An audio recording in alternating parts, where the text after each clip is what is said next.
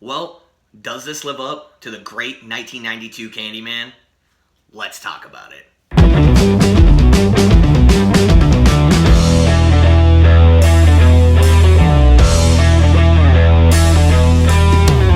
Hey, what's up? My name is Nelson, and today I am talking about Candyman 2021.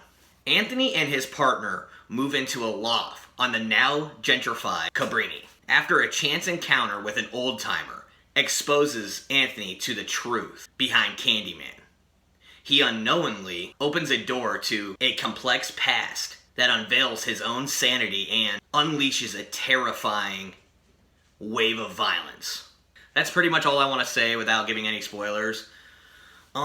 First off, this movie touches on the same situations as the first one did, and things that we unfortunately still are dealing with today.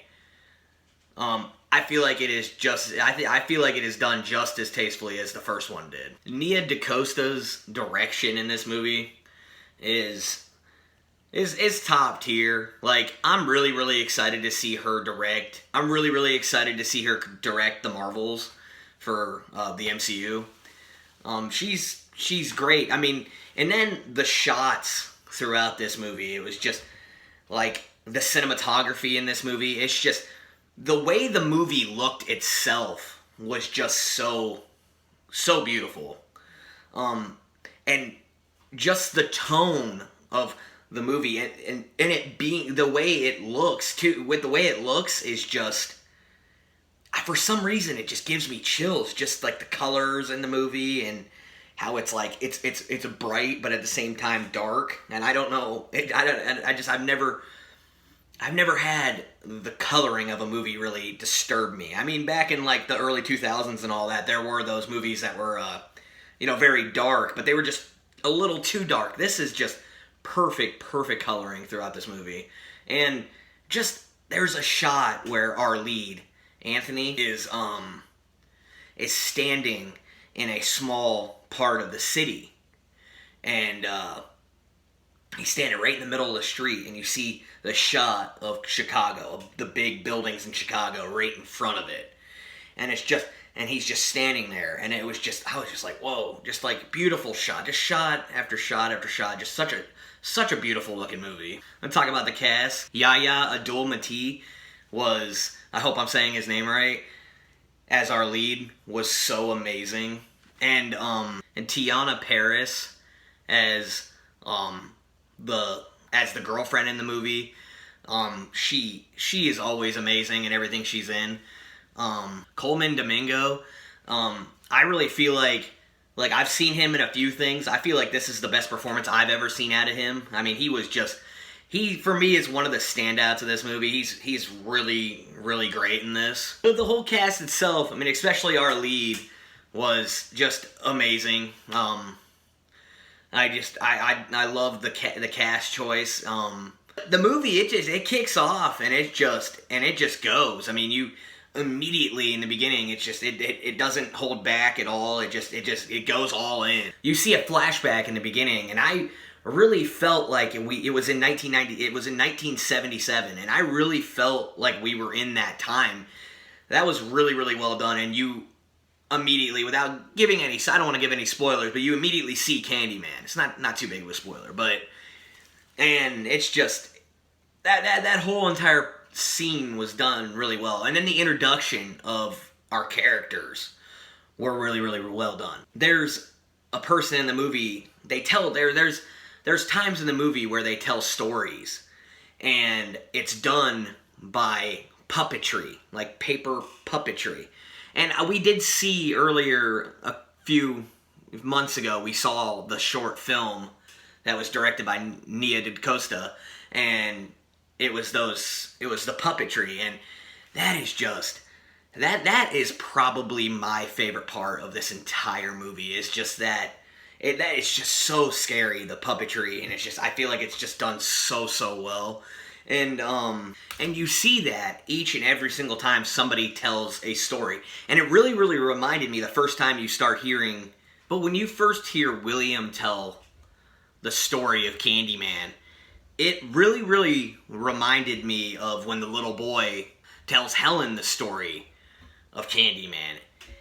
It really gave me those feels, and it feels, and it really, like, it chilled me just as much. And again, with the puppetry, it was just so perfect to me. And the callbacks throughout the movie to the first one, they started doing them, and I was like, okay, well, hopefully they don't keep doing these callbacks. They're very slight callbacks. I was like thinking to myself, I hope they don't do callback, but they did them for a little bit and they stopped, and I felt like it was just perfectly done how they did it, and just the slight little callbacks to the 1992 one, and the way speaking of the callbacks, the way they tell the story from the first one. I love that. I love that. Again, when they told the story, when William is telling the story, he tells the whole story about Helen from the first one. And it's just like, it's like a recap, but it's done very, very well. It's not done like Escape Room, Tournament of the Champions. That was horrible. That felt like an NCIS, recap from the episode before. That's how I felt with that. This really felt like it should have been in the movie, and I really love that. It really made it so anybody could really just come see this movie and not know anything about it. I personally have never seen the second and third one, so I don't know if there was callbacks to the second and third one. But I really feel like this one is just, it's the first one, and that's it. That's connected to this one. So that was really cool to me because I had never seen the second and third one. I hear they're not that great, but yeah, anybody can come see this movie, and I really feel like that's really, really well done. I mean, you're gonna get more people to come see it. Honestly, if you've never seen this, if you've never seen the first one, you could really come see this movie. And it's weird, I don't say this a lot, but I like the costume design in the movie a lot. I really did. I mean, I don't usually talk about the costume design too much in films, but I really feel like it was pretty nice. Our two leads have such great chemistry. I really felt like they were together, and they were just equally, they just really bounced off each other and fed off of each other a lot, and I felt like they were just really, really well done. The casting is just amazing in this. There's characters in this movie there's a few characters in this movie that are like, oh, I don't believe in Candyman, and they're talking about it, and it's like, well, then the character says, well, then say his name 5 times into the mirror, and I'm just like, they say they don't believe it, but you can tell that they're just like, I don't believe it, but I don't want to say it. And I'm like, I don't believe it. This is a movie, but I sure as hell ain't gonna look into a mirror and say Candyman 5 times. It's just, no. And I'm just like, it's something I'm not planning on doing. But there's a part where Anthony looks in a mirror and he sees Candyman, and everything he's doing is moving. It's like his reflection is Candyman. And that was just so chilling and just so scary. And it kind of, like, with Anthony, him slowly, you see in the trailer, he's like slowly losing his mind. And it kind of reminded me slightly of The Shining. It really gave me, when Jack is slowly losing his mind, it kind of gave me that feel. And that's big coming from me because The Shining is my favorite horror film of all time. So me saying that, big credits to to Nia DaCosta for this film. Just me saying that in general, but there is a scene we've seen in the trailer with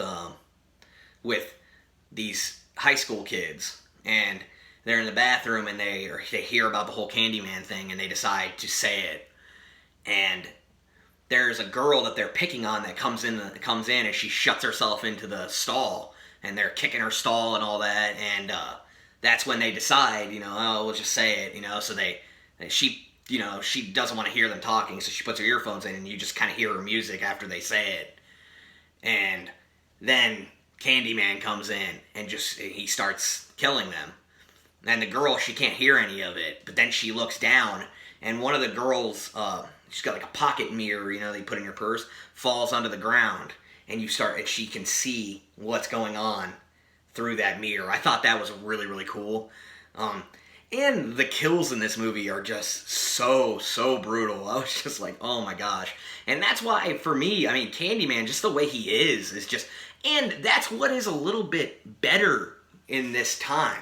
I love that first one, but that's one thing that's a little bit better. There's so much more you can do, because it's 2021, not 1992. There's so much more you can do nowadays that you just couldn't do back in the day. So it's just, these kills, I mean, they're a lot like that first one, but they are just turned up to 10. And I was just like, wow. And that's what kind of, for me, makes Candyman one of the best killers. I grew up with Friday the 13th more than anything. And Candyman is just way more compelling killer to me, in my opinion. Just his whole story and just everything that's happened to him and all that. Like, it's just way more compelling. Vanessa Williams playing Anne again. She's only in one scene of the movie, but her playing Anne again, it's like she didn't skip a beat with this character. She did exactly as well as she did in that first one. And the woman has aged very, very well. She's a beautiful woman. I just thought I'd put that one out there. But yeah, she's just amazing in this movie, and she's obviously the mother of Anthony. Anthony, I didn't even mention this, Anthony is the baby from the first one. I have a few nitpicks with this movie. Like, I didn't really like the way Candyman looked throughout this movie when you've seen Candyman. I didn't feel like, for one, I didn't feel like he was big as Tony Todd was. I didn't feel like he was as big as Tony Todd was. And the coat wasn't exactly the same. I would have liked it a little bit better if the coat was exactly the same as the first Candyman. For me, I feel like that would have been a lot better, in my opinion. And there are a few characters in this movie. There was scenes where there was a person at an art gallery that was just so rude to our lead character.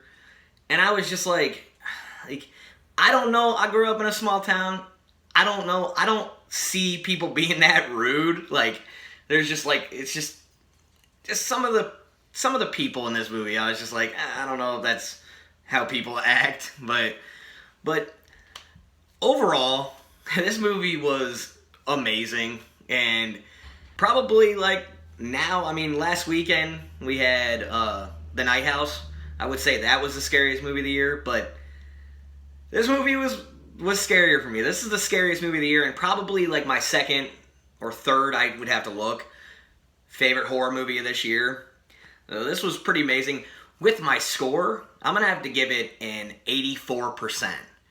It's really close to that 4.5 stars, but I'm going to go with 84%. Honestly, does it live up to my expectations? It definitely does. And I feel like this is a great sequel to that first one. Very, very well done. It definitely lives up to expectations, that, you know, the hype that we've been getting for this. But if you like what I'm doing on this channel, like and subscribe. Follow me on Instagram at Nelson Reviews. Follow me on Letterboxd at Nelson48. Peace out.